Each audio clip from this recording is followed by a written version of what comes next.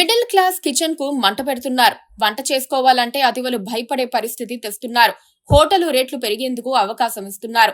Slow poison మాదిరిగా బియ్యం రేట్లు రోజుకు కాస్త పెంచేస్తున్నారు.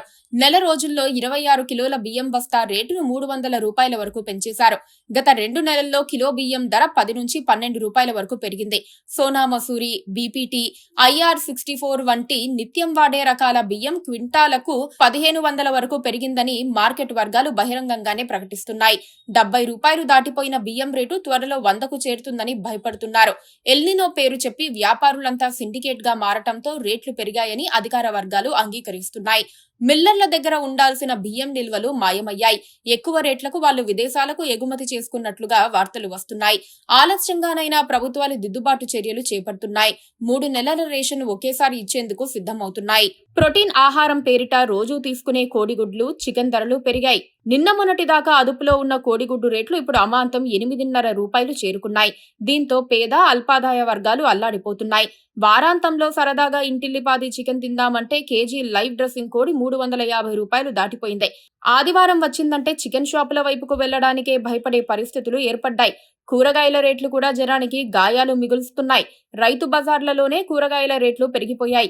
ఉల్లి సైతం కిలో 50 రూపాయలకు చేరువలో ఉంది.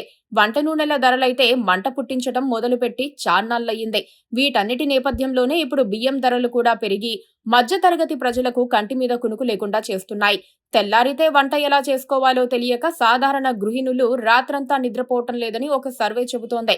ధరల మంట కుటుంబాలను కృంగదీస్తోంది. దేశం వ్యాపారుల మార్కెట్ గా మారిపోయింది. సమయం, సందర్భం లేకుండా వ్యాపారులు రేట్లు పెంచేస్తున్నారు. ఎల్నినో ప్రభావంతో వరి ఉత్పత్తి 50% వరకు తగ్గే ప్రమాదముందన్న సమాచారాన్ని వాళ్లు తమ వ్యాపారానికి వాడుకుంటున్నారు. అందరూ కలిసి సిండికేట్ గా ఏర్పడి రేట్లు పెంచి ఆ రేట్లనే కొనసాగిస్తున్నారు.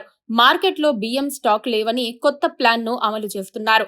ప్రభుత్వానికి ఈ విషయం అర్థమయ్యేసరికి కాస్త ఆలస్యమైంది.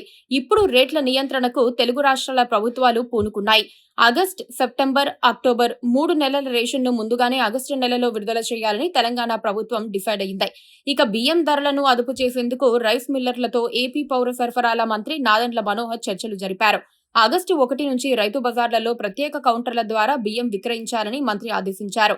బీపీటీ, కేఎన్ఎం స్టీమ్ రైస్ 50 రూపాయలకు విక్రయించాలని నిర్ణయించారు.